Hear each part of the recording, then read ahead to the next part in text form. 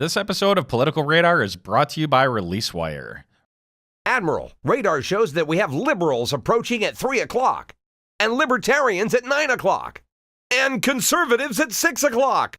They're coming from every angle, every viewpoint. Oh, it's Political Radar with your hosts, Rhonda and Eliot.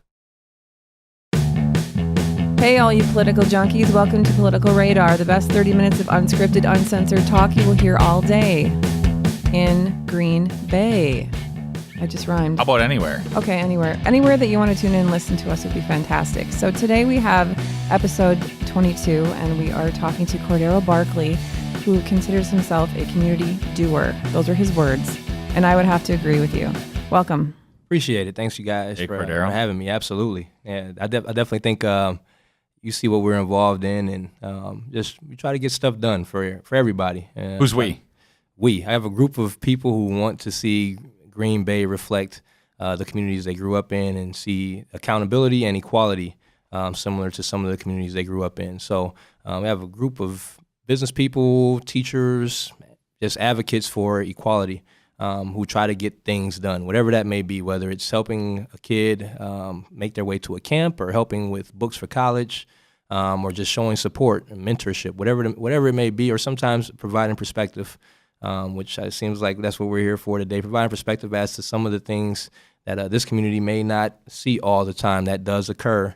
And so just almost a little bit of everything. It's kind of nice. It's like water. We kind of just flow where we need to flow, and we get the right people in the room to get it done. So as your group, are you do you have a name, title, a federation? Are you just a nice group of community-minded people that are working? Great question. We're working on a name. We are getting more organized because there is a need. But right now it's just really a group of quality people who really just care about this market, the Appleton and Green Bay market. We see that there is a need for diverse people who are professional or in professions that I would say kids typically don't see. Like I'll give you the example of I drive a decent car. People see me outside of a suit and they always ask me if I'm a Packer. Right, so that's the assumption that if you're and you say, yes, I would like free lunch, please. Right. So if you're a tall black male and you have a nice car, you can be a Packer. Well, no, actually, I'm a professional in this community, probably similar to your father, more so than I am any relation to a Packer player. So just some of that's, I call it a microaggression. They mean no harm when they say it, but I can't go around and ask every tall white male if he plays hockey for the Gamblers. That's stereotyping someone. So, and I wonder how many times that actually happens to somebody. Probably never. Never. So just different I've been things asked like many that. times. It's because of my physique. Yeah. So we just try to add perspective as to some of the things that occur that seems very harmless, but in instance, it's kind of it makes people not want to stay in this community. And we have a lot of work to do in that. Don't you agree? I mean, there's a lot of perception. There's a lot out there that some say it's not there, and clearly it is. I just want to share a little story which I found kind of interesting. So I went to a council meeting last night, a city council meeting in Green Bay, which was 4 hours long. Wow. And I would have to say, I found this an interesting point. So in the beginning of the meeting, they have where you can actually, they have announcements, they have issues. I want to give a shout out to somebody, whatnot, and the mayor, as well as an alderman, gave a shout out to the Green Bay police, right? As if, to wish them well, to somewhat, to protect them, to some degree. There was a little bit of victim flavor in the room, yeah. Right? I found that really fascinating, though, that this was the only thing mentioned was the police. So we didn't talk about the Black Lives Matter movement. We didn't talk about the amount of black people that have been victimized from police. Yeah. They just noted the police, and that was it. There was nothing else that was discussed, and I just found that to be an interesting moment. And I don't know, for me personally, if I was there, I probably I have a relationship, a working relationship with, as far as some of the police officers with the youth in this community. So we try to partner with them and help them be more present in some of the, we do some basketball stuff and some of the things, and I try to get them involved because it's good for them to be seen in a positive light, because 99% of the interactions are positive. Yes, It's no I would different agree. than plane crashes, right? They don't talk about every plane that lands at O'Hare. They'll talk about the one time the landing gear doesn't drop, right? So for me personally, when I see that, like I've prayed for the police officer. I've seen police officers. We were in Chicago, and we ended up getting, like we were at Nike when the Black Lives Matter protests happened, and they were walking right down Michigan Avenue, and they shut down Michigan Avenue, and we were there with both of them. I say, I'm praying for everybody here because, one, there's a conversation that needs to be had, and it's a difficult, hurtful, painful, real conversation both ways. But two, you don't want to see people getting harmed or hurt. So for me in this community, we don't have the same flavor of, not flavor, but the same type of incidents that other communities are having. And so I think it is, like me personally, I wouldn't have an issue with the mayor praying for our police officers. I'm not speaking for you, but for me, people choose to be police officers. And Agreed. You mentioned that 1% problem, right? If there's a plane crash due to landing gear being a problem, Right. they're going to kind of double down on fixing the landing gear. Agreed. Instead of saying, "Oh, there's no problem with the landing gear," right? Agreed. And that, I think that is part of the issue. This a brotherhood, whatever you want to call it. That is the issue. That's And, the accountability. and we had a small issue, not a huge issue in Green Bay, but there was an officer who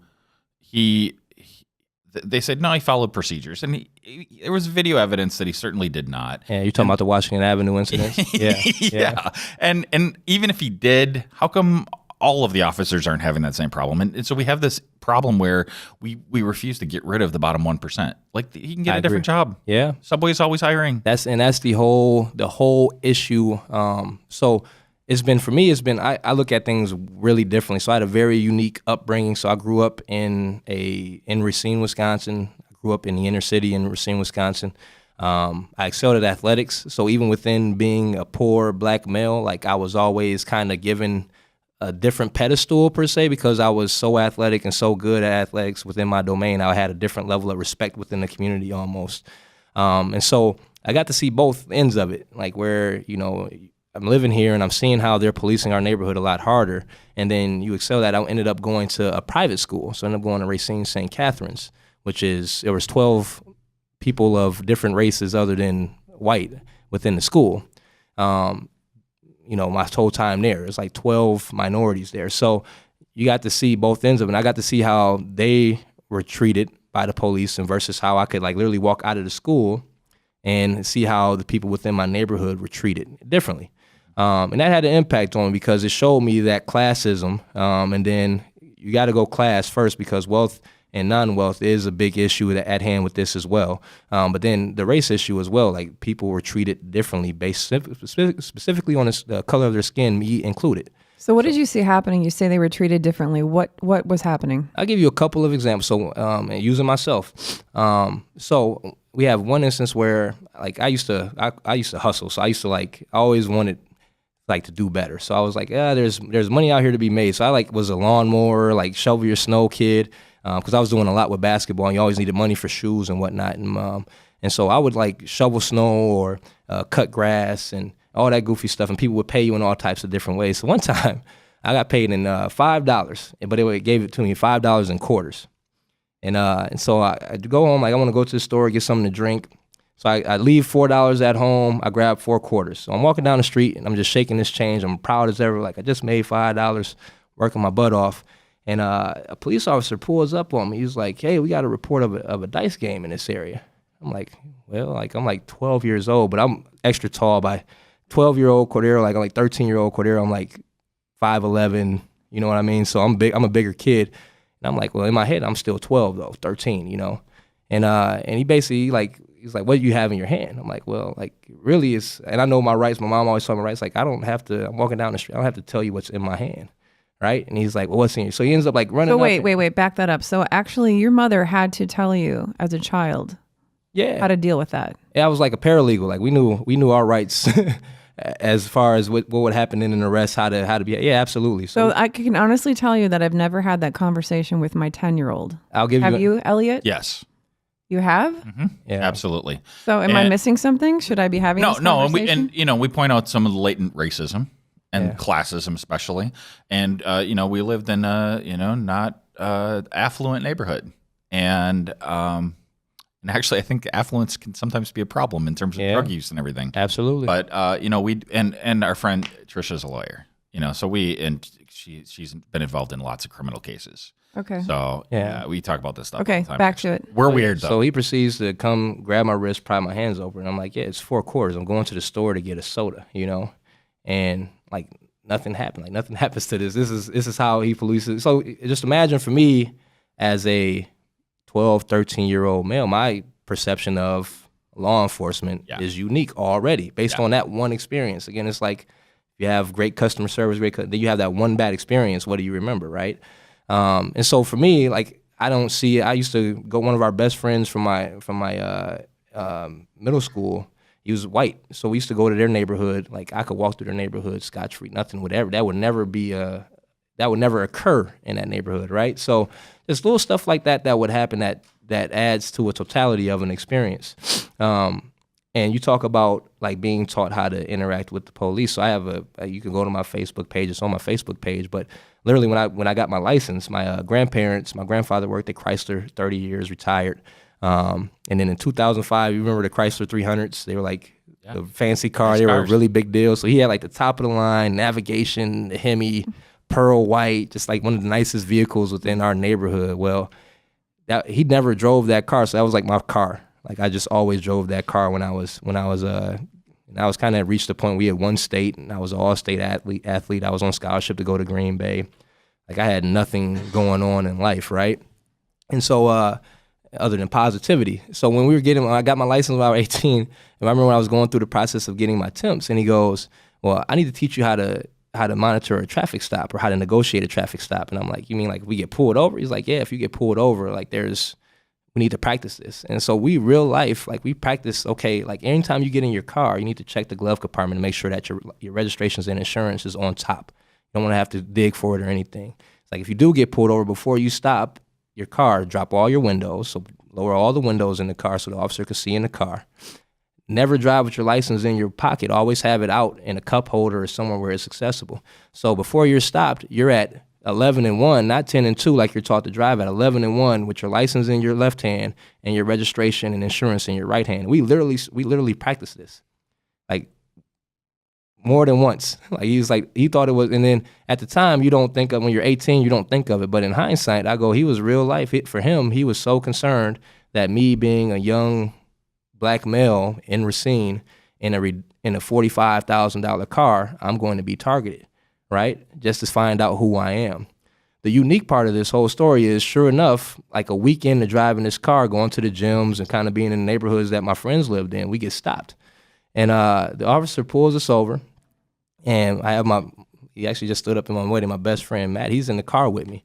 And I'm like, what would we have gotten pulled over for? And he's like, I have no idea. And so we got the full protocol. It's like training kicks right in. I have everything when the officer gets there. And he grabs my can I get your license? I'm like, well, what did you pull me over for? He said, well, you were driving too fast.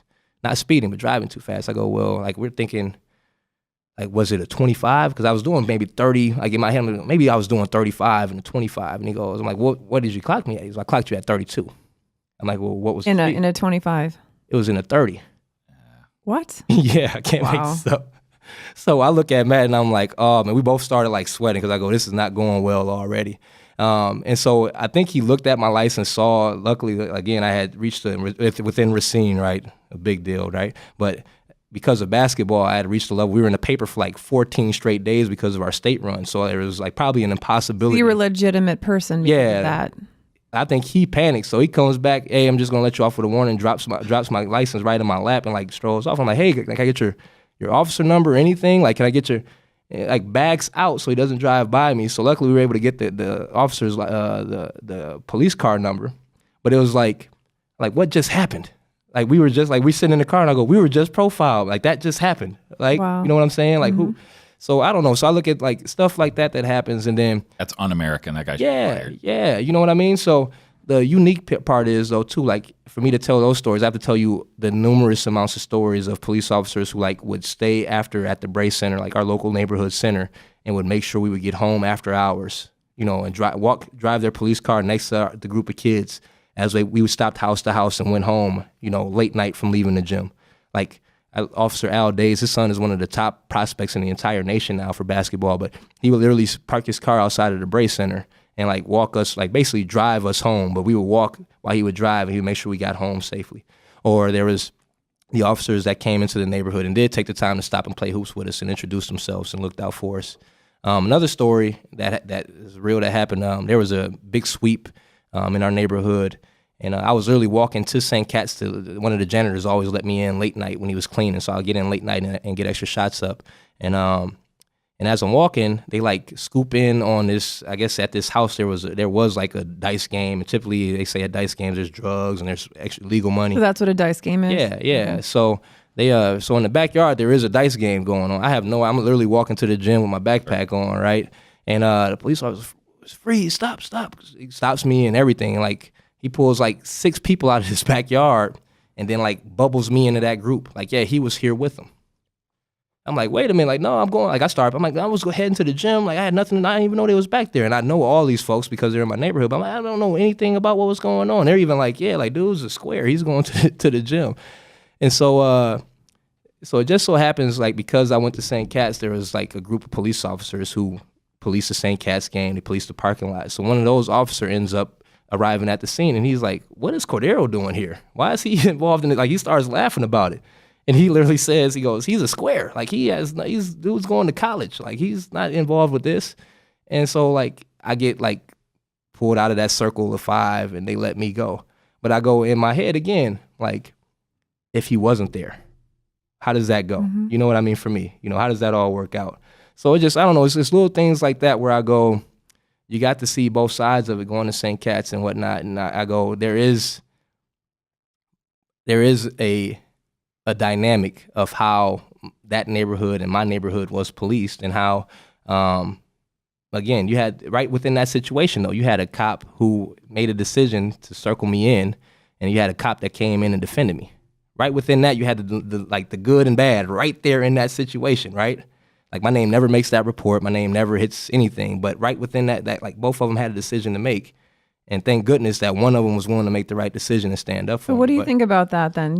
What do you feel has to happen? So you have an anonymous Black child or adult who's stopped and profiled. Rather than fighting online, for fighting, in the media, taking and running with all the Black Lives Matter, All Lives Matter, Blue Lives Matter, there's a struggle happening. There is a struggle on the national level. So what do you think has to happen to heal that? What do you feel communities can do aside from the obvious? It's a real issue, and I don't know if people are capitalizing on it. I don't know if it's obvious, and I want to hear what you have to say, but I'm going to forget if I don't say this first. So you mentioned customer service earlier, right? So what about you get pulled over by a cop? How about they give you a little comment card that you have to fill out, or they give you something, and then that is part of their rating process, their review process. If they don't get enough positive reviews, then Well, that's like a restaurant card, though. How do you really know? Yes, that's exactly what I want. Yeah. What do you think about that? You don't know that that's going to be legitimate. Right. You can actually just have so a beef. Because basically the tough part with that. So again, that's why it has to be matched up to a citation, though. So you pull somebody over, you give them a written warning or a citation. They have to give you a positive. But you're pissed off. I'm about to say, it's tough. Okay. So let's give the police credit as well for having the most complicated job besides parenting. Agreed. You know what, though? I've been pulled over, and whether I'm in the right or wrong, if I'm treated with respect, I would. It depends on the comment card, but I would rate most of the officers that I've dealt with positively. I would agree with that too, but you're probably in the very few. Like, I have people who get pulled. Like, I was doing 90, and you were legitimately doing 90, and they argued with the police that the police was messing with them. So, like, I don't know how you would go about doing that, and I don't know what that looks like, but something has to change. You know what I mean? Yeah. And I try not to come to a... So that's my stupid idea. What do you think? I don't know. Me personally, it'd have to be something, but I feel like the body cameras helps both sides. I feel like usually one story is way right, one story is way left, and it's usually somewhere in the middle. I feel like body cameras, audio helps. You know what I mean? As far as eliminating some of the... you have just the in between, the gray. Like, if it's in audio, if it's on video, that happened. You can't deny that. And this is where it comes back to accountability, though, because even with the video, like, people go, well, you got to look at black on black crime. That's happening, and people aren't saying anything about that. Well, actually, we are. But the unique thing about black on black crime, like people are held accountable, especially if it's on camera, you know? So the issue that I feel like people within my community, within our community have is we can have it on camera. We can have him say, hey, I actually have a concealed carry, and nothing happens. You know what I mean? So that's the issue that you're seeing where people aren't like, and I don't know. And the other part is people are so defensive about everything now. Yeah. So like Black Lives Matter, Black Lives Matter isn't saying go out and be militant. They're not saying that no lives matter but Black lives. They're saying all lives matter. But right now, in this moment, like we need to take a look at some of the things that have been going on, you know, one way before Reagan, but you can stem it back to the Reagan era with the mandatory minimums. What's been going on to destroy some of these communities, ripping parents away from their families, fathers. I mean, fathers are the backbone of society, right? Single moms now are raising men, and that's tough. So like you got to look at all of that. And now it's at a point where like, I feel like I wrote this down, but like civil rights goes through cycles. So you go like way back to slavery, right? So you brought slaves over. They were quiet. They did their job. And then they go, wait, this isn't fair. And then you have the revolt, right? And then you have the fights, right? So we're cycling right now. Yeah, so you go Dr. Martin Luther King. Why do we have Malcolm X? Like Dr. Martin Luther King, nonviolent, and they still beat him down. They hose down the folks. Right? And then you have Malcolm X who says, okay, well, if we won't get it that way, now we have to go this way. Well, now you have another 40, 50 years where say we want equal rights. We want to be treated fairly. And now you have Facebook, you have social media, you have phones on camera where things are happening like that. Like we see it as soon as it happens. Like it's too much sometimes, right? And now it's like, well, no, now we have proof that this is actually happening more than you say that it actually is.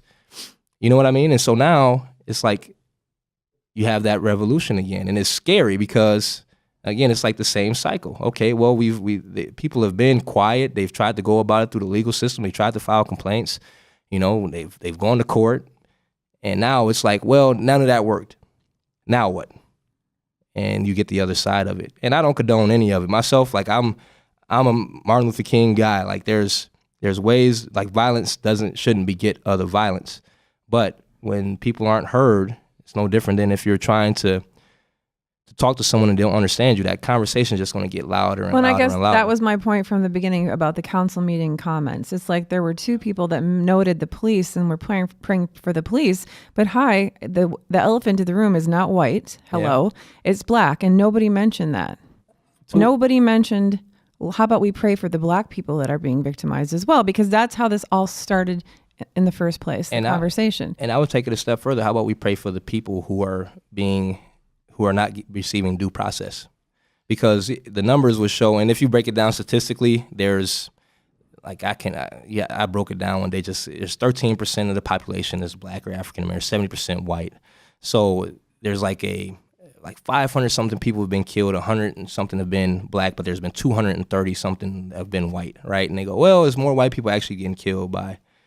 Correct, that's true. But based on the population, that number should be in the thousands if we were saying they were killing people evenly, which is a terrible thing to say, right? Awful to say. But that's kind of the nature of the beast. But to a degree, like there is an issue. Like people aren't. And isn't that funny? Because when the people say that, they're justifying. Yes. They're looking to justify the killing of black people when they make that argument. And that would be like, again, that comes into the all lives matter thing. It's like, it's very interesting to have that perspective. Me personally, like people say, well, you should fear black on black crime. Like I don't fear a lot, but I'm more comfortable in my old neighborhood than I would be surrounded by. And I would say, let's say 5 years ago. Now it doesn't bother me as much. You know what I mean? Like I have a comfort level with anybody, but let's say 5 years ago, before I reached the corporate world, before I was much more aware of where police were than I were of other people that look like me. So what do you think we can do about this on a local level? Like as far as like in Green Bay, what can we do about this here? Well, to Chief Smith's credit, they're doing what the police officers in Racine started to do as I was leaving and do a great job of. So, and I don't know if you've ever like looked up Tommy Norman. He's if you Facebook Tommy Norman, he's a police officer in like Missouri. He's community policing. So like just being seen and building that trust within the community. Like there's Chief Smith, and then there's Kevin. I'm going to butcher his last name, Warchick. He's like, they're in the community. They're trying to do 5-on-5 basketball. They're going to where the kids are. They're building that relationship so that they can have those conversations when stuff come up versus just going in and policing the neighborhoods down to a T, right? They're going, so now I have a community leader they can reach out to, or they can go to somewhere, hey, we need this to get cleaned up. Here's what's happening at Fisk Park. You know, who can we get to kind of clean this up if we partner with you? So they're building relationships. That's what it all is all about. You have to have genuine relationships with community leaders. One of the things that's different between Green Bay and Racine, Green Bay has the best park system I've ever seen. They have tremendous parks, but Racine had a lot of community centers. So we had, like, in each borough, I would call them, they had community centers where there was a local leader, almost like a you almost could look at it like an alderman, but it was like a community alderman, like a stakeholder, right? Someone who had the power to collect people and say, hey, here's what we need to do. Here's what we need to clean up. And it would happen. And a lot of times they would partner with the police officers that were assigned to those neighborhoods to get stuff done. We don't have that yet, which is, you have, you know, they use Pastor Green a lot, but there's other pockets of people that have access to kids who are future leaders, who want to do better, who just kind of need to build that relationship. And to their credit, they're having the conversations, they're hunting down the people who are active in the community. Here in Green Bay, like right now, it's occurring at a better level than I would venture to guess most police departments. Is this something that your group that you spoke of earlier could actually reach out and maybe try to facilitate? Is these community centers in Green Bay? We have. Oh, you're talking about the community centers? Yeah, the community centers that you talked about that maybe we could use. Well, and the piece is you don't have them. They don't exist. So like we had like a basketball gym, we had parks right there in the community center where kids would come. So you would be all at one place. You have the parks. So to me, my challenge to them was, how can you level, because they have the park leaders, how can you utilize and leverage them more to get access to do things with the local? We had like the local parks Olympics or the community center Olympics. Why can't you do that with the parks here, where you bring all the parks together and do something? And now it's a big day, it's a party. All these communities are coming together, and you can have that police presence, and it's positive. It's not there to arrest people. It's there to hang out and show that, hey, we're normal just like you, but we do have a difficult job. So those are some of the conversations that are actually like currently already being had here, like proactively versus reactively, because Green Bay is changing. Like compared to when I got here 10 years ago, 11 years ago, like the population has changed. It's completely different. And so if, school systems, if the police department, if they aren't educating themselves on what's here and how to interact positively with those cultures, again, you're going to have the miscommunication where I don't know how to interact. So what happens? Frustration, and then frustration leads to fear. Escalated. Fear is very powerful, and I see a lot of that as well. Agreed. So proactively, can you hook us up with some of these the officers that you think are doing the right thing? Absolutely. We all fall into the same trap where we give a bunch of attention to the people doing the wrong stuff. Agreed. Agreed. Yeah, I'd be happy to get you in contact. I'm really with impressed with the new chief of police. He's I met with him once, and then to be honest with you, there's a group of people below him that understands the change that's happening here, and they're like, we got to get in front of it. Like, we have to be proactive in changing our points of view versus them adjusting to us, which is the right point of view to have. It is. Mm-hmm. It is. Like, it was, to me, it was awesome to hear that. I go, okay, these are folks that I could partner with and help. And so, I don't know, it's interesting that just Green Bay is a really, really good. Now, there's been a string of weird incidences here from all different types of people, but like overall, Green Bay is a very, very quiet town, but it's changing. It is getting bigger. There's more people moving into town. You're going to have more people in smaller areas. Like, you're going to have more people in communities. So things will continue to change. And the only way to really get in front of that and have an impact, and one is to have the community have a relationship with the police, and the police to have a true relationship with the community. And in my personal opinion, here, it's getting done. At least there's an awareness that it needs to be done. So, and to me, that's huge, because there's a lot of communities where, you go to Ferguson, you looked at the Department of Justice, you read that, and you go, there's no way that was happening there. You know what I mean? Yeah. So you don't want that to be the reflection of your community, that you're targeting a certain segment of people. Well, you said due process before, and boy, that is loud and clear. I think we need to shout that out. Yeah. There's so many people. And we all see it in our own echo chambers on Facebook, right? Where there's a crime or there's violence, and people just reinforce their own point of view, and they just like jump on like it's with pitchforks, right? That And we have these rules for a reason. Right. We have due process for a reason. We really, really appreciate your point of view and your insight. It was really important to hear from you. And again, thank you so much for coming on. No problem. Yeah, Thanks for we're kind having of out me. of time. Do you have any last words you want to say? How can people get in touch with you? How can they get involved in your organization? Well, typically, we get in touch with people that fit us. So we're a quiet group that we just get things that need to get done. We connect meetings that need to get meetings that people need to meet. We make sure that happens. So typically, we'll reach out to you versus you find us. But it's I feel like the right conversations are in the process of being had, but you have to be willing to hear both sides of the coin. I don't know how much time we have. We're running out of time here. Yeah, we're out of time. All right, You're so I'll leave it. No, Yeah. if you got anything quick, do it. No, Otherwise, We're gonna have to come back. We'll have to have you back. You have to be willing to just hear both, like everyone's point of view. You have to be willing to listen, because just because you have one perspective does not mean you have perspective, right? So until you're, again, well-versed in seeing what else is happening, you have to be willing to be open to what someone else's experience is. I think we need to have that clip of you saying that at the beginning of every one of our shows. I love that. Thank you so much. No problem. So this was episode number 22, politicalradar.com/22 for show notes. And you should join the Political Radar community where, like we just heard, we want other people, we want to hear other viewpoints. We want everybody to be sort of inclusive and be heard and to hear. And we need some sponsors. So contact at politicalradar.com. Shoot an email there and you can get hooked up with a promotion package. And that's it. Thanks. If you enjoyed this episode of Political Radar, please share it with your friends on Facebook and Twitter. Even better, submit a show review to iTunes or Stitcher. To listen to other episodes of Political Radar, please visit politicalradar.com/episodes. To support our podcast, please visit our sponsors who make the show possible. You can do this by visiting politicalradar.com/sponsors.